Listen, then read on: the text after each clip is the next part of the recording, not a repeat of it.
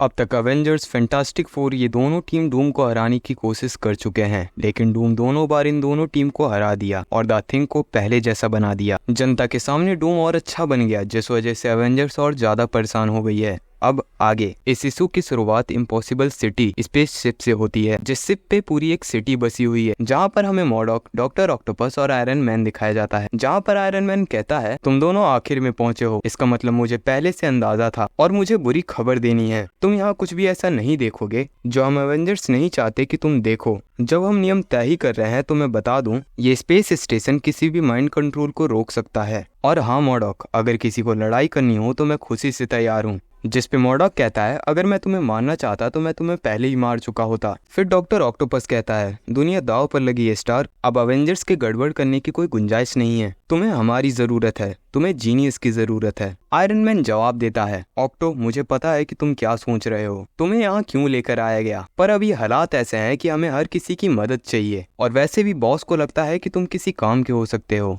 तो चलो। और अगले पैनल में हमें कुछ हीरोज और विलन्स को दिखाया जाता है, जैसे एक्रेड, मिस्टीरियो, बैरन मॉडो और द गॉब्लिन क्वीन, जहाँ पर आयरन मैन मॉडॉक और डॉक्टर ऑक्टोपस को इन सबसे मिलवाता है। जिसके बाद एक मीटिंग शुरू हो जाती है, जहाँ पर वांडा कहती है डूम एक पाखंडी है, बाकी दुनिया के लिए ओपन बॉर्डर्स की बात करता है, लेकिन खुद अपनी लातवेरिया को एक मैजिक डूम में छुपा रखा है। जिसपे सैम विल्सन कहता है, वांडा, सिर्फ नाम लेकर किसी को दोषी ठहराना दिल जीतने का तरीका नहीं है। और ऐसा माहौल देखते हुए एक्रेड भी मजे लेने लगता है। वो कहता है, किसी ने भी डूम के खिलाफ कुछ क्यों नहीं किया अब तक। और ये बात सुनकर थॉर भड़क जाता है, मैं सलाह दूंगा कि अपनी जुबान संभालो एक्रेड, वरना मैं उसे तुम्हारे शरीर से अलग कर दूंगा। एक्रेड थॉर को बहुत ज्यादा गुस्सा दिला देता है, जिसकी वजह से आयरन मैन को बीच में आना पड़ता है और वो इन दोनों को शांत करवा देता है। जिसके बाद कैप्टन मार्वल इन सभी को प्लान समझाती है। वो कहती है, हमने कोशिश की कि डूम को हम झूठ में फंसा सके, लेकिन वो तैयार था। हमने उसे नीचा दिखाने की कोशिश की, लेकिन वो उसके लिए भी तैयार था। तो अब बचा क्या, हम उसे पीटेंगे। हमें पता है कि डूम को इसकी उम्मीद है, लेकिन हमें भी कई तरह के प्लान और ताकतें तैयार रखनी होंगी। मुझे इस बात का कम भरोसा है कि तुम 6 लोग डूम के प्लान में बदलाव ला सकते हो, जिस वजह से तुम हमारे वाइल्ड कार्ड हो। तुम वही करो जो तुम सबसे अच्छा कर सकते हो, उसके प्लान को बिगाड़ना, लड़ाना और बर्बाद करना। जिस पे मिस्टीरियो कहता है, यही तुम्हारा प्लान है, इसमें नया क्या है। जिस पे वांडा जवाब देती है, नया ये है मिस्टीरियो कि ये पूरे डूम के खिलाफ एक युद्ध है, एक दिखावा है उसे भटकाने के लिए। आयरन मैन भी इन विलन्स को प्लान समझाता है, जब हम डूम से लड़ रहे होंगे तब स्कारलेट विच, बैरन मॉडो और मैडलिन अपने जादू और टेलीपैथी मिलाकर वर्ल्ड लीडर्स के दिमाग में घुसेंगे और हमारा गोल ये है कि डूम ने उनके साथ क्या किया। और जब हमें ये पता चल जाएगा तो हम डूम की पावर, सपोर्ट और लेक्टिमेसी को खत्म कर देंगे और सारे विलन्स अवेंजर्स के साथ लड़ने के लिए तैयार हो जाते हैं। अब सीन लातवेरिया बॉर्डर्स पर शिफ्ट हो जाता है, जहाँ पर Doctor Octopus, Modok, Storm, Vision, Iron Man, Captain Marvel और सैम विल्सन एक साथ मिलकर लातवेरिया बॉर्डर्स पर हमला कर देते हैं। पर उसका कोई फायदा नहीं होता, क्योंकि उस बॉर्डर को डूम ने शील्ड से प्रोटेक्ट कर रखा था। जिसके बाद विजन इन शील्ड को हटाने की कोशिश कर रहा होता है, पर तभी डूम की आवाज आती है। वो कहता है, अवेंजर्स, इसकी कोई जरूरत नहीं है, क्योंकि डूम अब तुम्हारे सामने आ गया है। और एक बार फिर हमें डूम को अपने डायनासोर वेरिएंट के साथ दिखाया जाता है। फिर मॉडॉक डूम पे हमला करते हुए कहता है, चुप रहो, मैं जो आवाज सुनता हूँ वह है तुम्हारे मौत की आवाज। डूम मॉडॉक से लड़ रहा होता है, पर तभी उसे महसूस होता है एक बुलेट उसके प्रोटेक्टिव मैजिक बैरियर को तोड़ते हुए अंदर आ रही है, और वो बुलेट सीधा डूम के सर पे लगती है। क्योंकि वो कोई मामूली बुलेट नहीं थी, वो एक मैजिकल बुलेट थी जिसे दूर बैठे एक्रेड ने चलाई थी। और ये बुलेट लगने के बाद डूम सीधा जमीन पे गिरने लगता है, जहाँ पर मिस्टीरियो ने अपनी पावर से शैडर मशीन को छुपा रखा था, जिसे वो दोबारा विजिबल कर देता है। पर इससे पहले डूम उस मशीन पे गिरता, उससे पहले वो संभल जाता है। डायनासोर वो मशीन तबाह कर देता है और कहता है,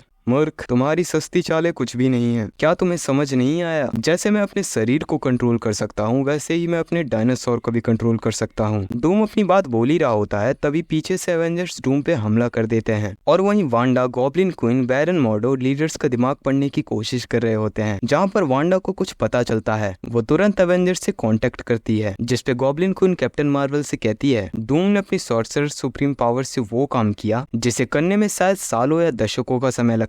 जिसपे कैप्टन मार्वल पूछती है, कैसा काम? बैरन मॉडो जवाब देता है, बातचीत का काम। हेट और फियर पहले से था। वैम्पायर आक्रमण के बाद लोगों को ये एहसास दिलाना कि दुनिया टूट चुकी है, सिस्टम खराब है और हीरो उतने ही बुरे हैं जितने विलन। स्कारलेट विच भी कहती है, डूम ने सिर्फ ऑर्डर्स का वादा किया, फिर जो भी पावर में था उसे वो दिया जो वो चाहता था।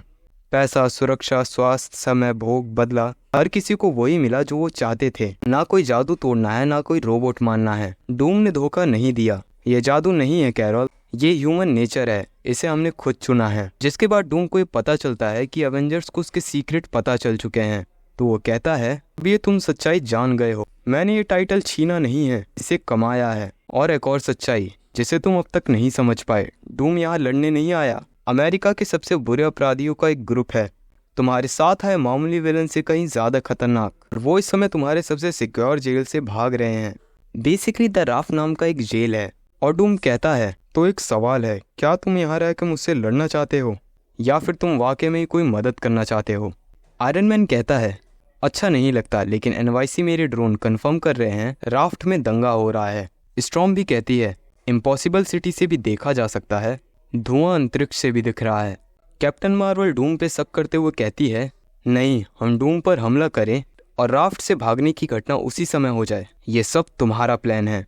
और ये भी कहती है पर हम तुम्हारे साथ लड़ने नहीं वाले, तुम हम पर शासन नहीं करते और ना ही कभी करोगे। डूम जवाब देता है तुम मुझे गलत समझ रही हो कैप्टन, चिंता मत करो, ये बहुत आम बात है। डूम अपने वर्ल्ड के लिए नहीं, केवल अपने लिए करता है।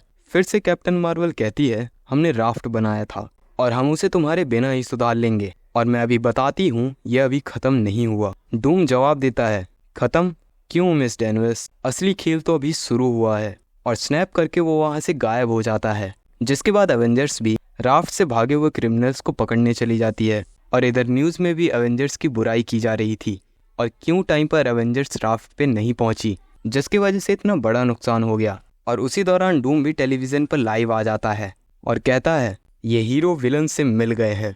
लेकिन डूम ऐसा नहीं करता क्योंकि एवेंजर्स ने अपनी गलती को पहचान लिया है। ऐसी समझ अगर देरी से भी आए तो बेहतर ही है।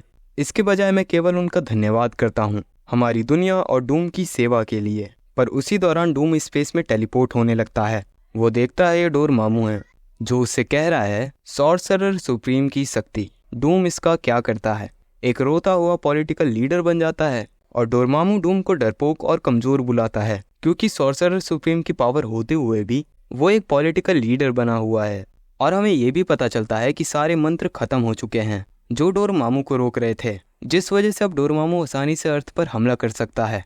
और ये बात एवेंजर्स को भी पता चल जाती है और इसी के साथ ये इशू खत्म हो जाता है।